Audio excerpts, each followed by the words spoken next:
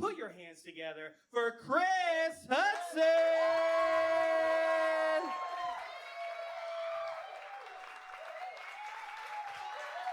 Keep it going for Ian, everybody. What's up, Baltimore? Huh? Yeah. How we doing, Baltimore? Oh, man. I was just traveling. I was just in Portland, Oregon, doing comedy out in Portland, Oregon. Yeah. It's very, yeah. See, look, it's with Portland lovers here. Yeah. It's a weird connection between the two. I do love going out to the West Coast. I do love going out to the West Coast. Although when you ask people what they do on the West Coast, there's some of the chillest people I've ever met on the West Coast, especially in Portland, Oregon. Some of the chillest people because weed has been legal for over 5 years recreationally, so they've had time to chill out, you know? But anytime I ask somebody on the West Coast what they do, the answers are always super long. They're always like, well, I make my own gluten-free cat food. I make tiny little benches for gerbils that I've had in the past in memorial for them in past lives. Okay? And I code my own websites. And one of the websites I coded was a tribute to my old Zanga that I had in high school. And then it just keeps continuing. And you're supposed to keep paying attention to it. There's more to it. Like, that doesn't happen here on the East Coast. That doesn't happen. When you ask somebody what they do on the East Coast, they're just like, I'm a mechanic. Maybe. It's cryptic. I like that. I like having some crypticness to it. It's also a little aggressive. It's also like, if you ask, you're gonna get in trouble or something. Like, I'm gonna fight you. Could happen. So I do travel a lot for comedy. Yeah. But I am from Baltimore. I am from this city. Yeah. Cool. Not everybody's on board with Baltimore, I guess. It was like a few people. I am from the city, though. I am from Baltimore, and I did quit drinking recently because when I drink too much, my Baltimore accent gets real thick. And it gets me in trouble when I'm out of town. Because I'll be at the bar after doing a show out of town, and somebody will come up to me, and they'll be like, hey, man, where are you from? Because they weren't paying attention to my set at all. And I'll just go right into it. If I'm drunk, go right into it. I'll be like, oh, I'm from Balmer. Balmer, Merlin. And they're just looking at me confused, like, you live in a wizard? I don't understand what you're saying.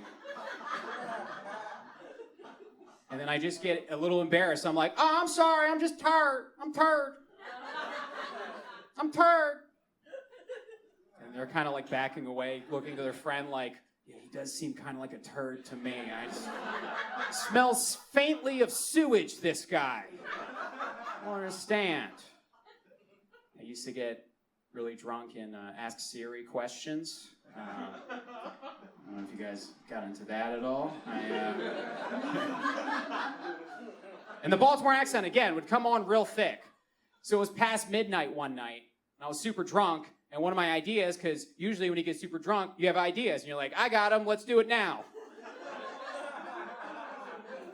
I was super drunk, and this is the kind of vibe I put out. I was past midnight looking for a vintage clothes store that was open. Vintage apparel that was open past midnight. And of course, I'm drunk, Baltimore accents, real thick, coming on, and I'm just yelling at Siri. I'm like, clothes store. Please, I want to find a clothes store. And Siri came right back at me and was like, here are a list of stores that are closed. You ever been burned by your phone? Doesn't feel good. The last thing that everybody heard about Baltimore, and I learned this when I was in Portland, the last thing everybody heard is that we're infested with rats. That was the last thing they heard about us. you know? And I set the record straight, okay, guys? I set the record straight for all of us. I was like, no, actually, we have the coolest rats.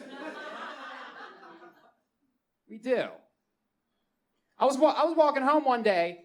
I walked past a paper bag on the street, and a rat popped out and scurried across the street. Yeah, that's cool as shit. Okay? I wasn't the only person that saw it. There was somebody across the street that also saw this rat pop out and run. And as soon as that rat popped out, she was like, damn, that's a whole-ass rat. Do you understand? That kept me going for months. That moment, I kept walking past that paper bag hoping another rat would pop out and that she would be there to say that. I just kept remembering it. Damn, that's a whole-ass rat. Damn, that's a whole-ass rat. Baltimore has a weird relationship with rats. We do. Like, there was a day, I think it was like last year, 2 years ago, where Lexington Market, the big market downtown, it got shut down because there was one rat in the market. Yeah, confusing to me. Very confusing to me. Because if I'm going down to Lexington Market to grab some grub, if I don't see 2 to 3 rats, it was not an authentic experience. If I don't see rats, I'm worried. Why are they hiding? What's happening? But people were freaking out. You know, they got out their phones and they started filming because the rat got into the pastry case. Okay? Yeah, got into the pastry case. I mean, my whole thing, there's no rat in that pastry case. Who's making the pastries? We had the original Ratatouille, okay? Wasn't pulling on anybody's hair. It's got the little chef hat. It's making stuff with its little hands, okay? Yeah. People were filming it, freaking out, you know? People were like, ew, oh, that's nasty. There was one real-ass, authentic Baltimore dude, an older dude, kind of grizzled a little bit, had a beard, you know? He had, like, these tattoos on his arm, and then he had some, like, sunburn kind of covering up some of the tattoos. He was leaning against the case, and he was pointing at the rat, and he was looking back at everybody filming with the phones, and he was going, look at him! He's nibbling! He's nibbling! That's the spirit of Baltimore right there. He knows that rat is living its best life. That is the best that rat's life is ever gonna get in Baltimore, okay? If that rat pops out of a cake, that's that rat's birthday. Let the rat have it, okay? Just let the rat have it. Almost got robbed again recently. That's how I know it's a hometown crowd. Somebody woos for me almost getting robbed. They're like, it should have been successful. Yeah. I was walking down a street late at night in Baltimore that I shouldn't have been walking down probably. And I had my headphones in. You're not supposed to do that. Yeah. But they were like running headphones. So there was a little space so I could hear stuff around me. Yeah. I was listening to Spotify Premium. Not a brag, just you can make a playlist of your favorite commercials on Spotify Premium. I don't know if you knew that. Yeah. So I had Stamps.com blasting in my ear as I was walking. You know, I'm like, ooh, free shipping? Yeah, okay. And then I don't know, I'm walking like I'm in a retirement home. I'm like, yeah, oh, free shipping. And I was walking and I felt some heat on my back. All right? Felt some heat on my back. I turned. 2 teenagers right here, right? Right here, no personal space. So I'm like, all right, let's create some distance here. So I just casually cross the street, you know? Just like, this is probably why I get robbed. Just like casually cross the street. And I'm on the other side, still walking, confidently, because you gotta be confident, okay? You gotta be confident in these situations. You can't show fear. So I'm walking confidently. Still got the headphones in, blasting. Now it's Audible. Audible's telling me how they can give you some months for free, you know? So I keep walking, and then I feel some presences darting between the cars on my side of the street. Because I see somebody like dart between cars. Looks like a teenager, right? And then I feel them start to form up on me. they start to form up a triangle on me. They start to try to do that, trying to form up a triangle. And if you're not familiar with either basketball or getting robbed, triangles, when you got two dudes behind you that you don't see, one dude in front of you who's supposed to distract you with something that like, hey, you know, if you subscribe to Audible, you get like a few months for free. Right? So I see the triangle starting to form up. And this is why I see the triangle start to form up. Because at the end of the block, on the sidewalk, one of the teenagers is standing there like this, like stretching his quads, looking right at me. Right? This is what I do. I broke the triangle. I ran right out into oncoming traffic because I'm a fucking maniac. Broke the triangle. Because I think one thing they may have not known about like a single white dude such as myself walking late at night in the city is that we're like deer. As soon as you crinkle a leaf, we're fucking going.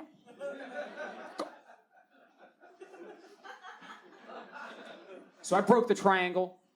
I'm running, right? I'm running. I got at least a block and a half. I took out my knife for some reason and was like waving it in the air like, I got this. I mean, yeah, it was a Swiss Army knife, but you can get the scissors out and really mess up somebody's cut, you know? I'm saying shit out loud, trying to have him hear me like, I can't believe you're trying to hit a lick on me. Don't you know I'm with the shits?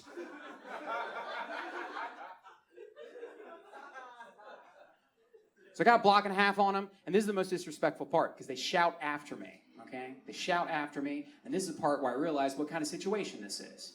They shout after me in a voice that had not hit puberty yet. They shouted out, "Get his little ass!" And then I realized I might be running from preteens who were trying to play a game with me. For my life. For my life. Running for my life. But I got out of there. Because I am faster than most preteens and teenagers. I am. It's one thing I got going for me. I'm fucking fast. I actually heard recently that they're going to do away with the DARE program. DARE. The worst name for an anti-drug program I've ever heard in my entire life. You're going to do away with it. Like, they really should have called that program what it actually was. And that's, did you know you could huff this?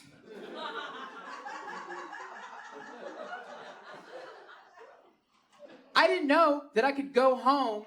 My mom's an hour into the movie adaptation of Steel Magnolias, so she's not paying attention. I could go into the kitchen, pop open the cabinet. Mr. Clean looks like a drug dealer. He's got the one earring. He's kind of standing like this, kind of like, I got what you need. I didn't know I could pop a cap off that and have myself a little party.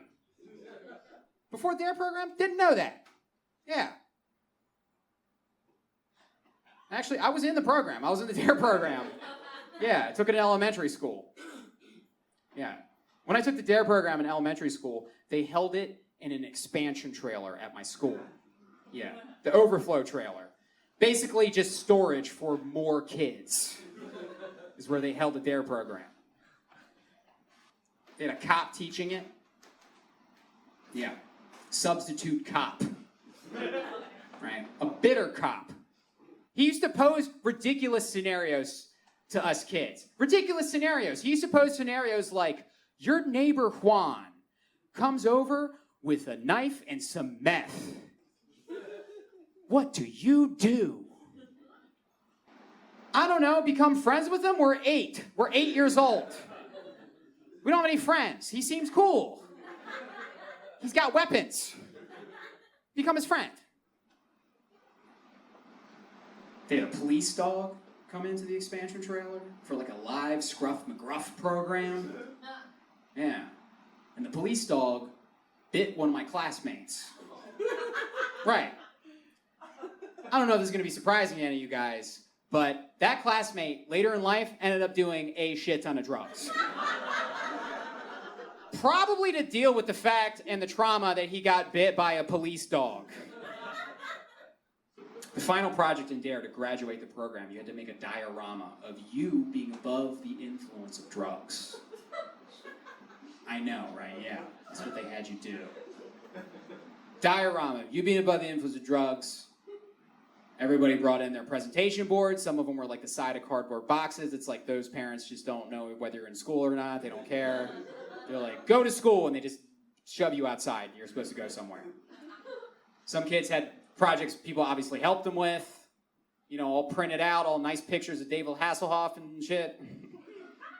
I don't know, parents get too involved in their kids' lives sometimes. But me, I was super into Legos, so I just built like part of a Lego castle with like knights sword fighting and a dragon off to the corner, like looking on at the sword fighting, the two little knights sword fighting. Because if you know anything about child psychology, I had a great childhood with that display. And the cop literally going around, just looking at every project, just like, yeah, none of this is doing drugs, so A+ for you. Literally, like, it could be a pile of empty syringes. This isn't you doing drugs, so this is perfect. Okay, A+ for you. Got to my fucking Lego thing, and he's just like, yeah, but yep, they're not doing drugs. Okay, A+ for you. And I graduated the program. Yeah. And guys, just like everybody who gets a degree from any program, I don't use my degree, if you know what I'm saying. Yeah. Fuck yeah. Middle school was wild for me. I had a gym class. It was ridiculous. The No Child Left Behind curriculum for gym just did not make any sense. It doesn't make any sense, right? And I had a weird gym teacher, one of those gym teachers that gave you the scoliosis test for way too long. And then just later, it just came out and they're like, oh yeah, he was kind of a pedophile, so sorry. It was the mid-2000s. We didn't care about pedophiles yet. Yeah, cared about 9/11, but not pedophiles. It was weird. They had a unit in my middle school. They had a unit in my middle school gym where it was a dance unit, and you had to do a dance correctly to pass gym. A dance. Didn't matter which one. I couldn't get down the electric slide. I don't know why. I couldn't. They're like, you can feel it. It's electric, and I'm like doing this, and then I couldn't turn. I couldn't hit it. I couldn't hit the turn. The electric slide.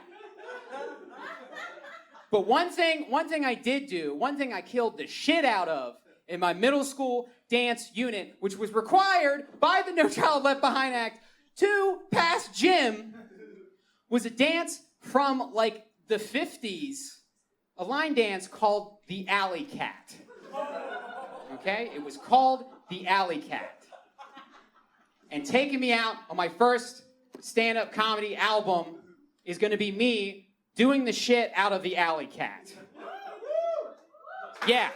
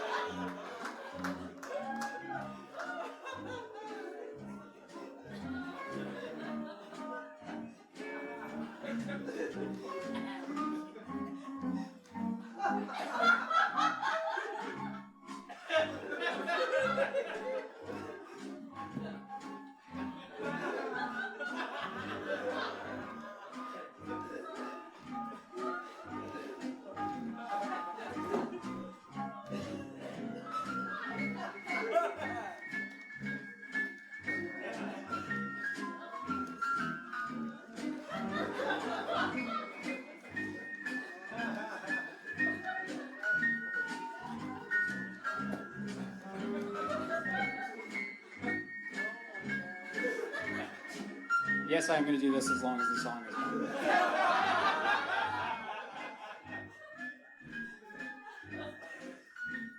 I never said I got an A.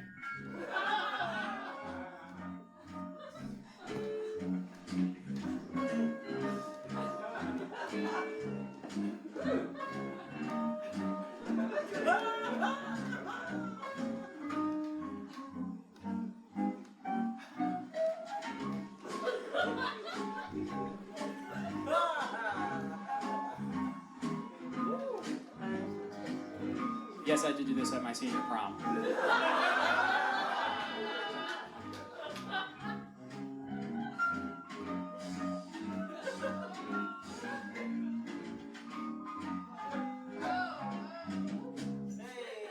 Guys, thank you so much for coming out to this album recording. You guys have been awesome and amazing. Thank you so much. It's been a great...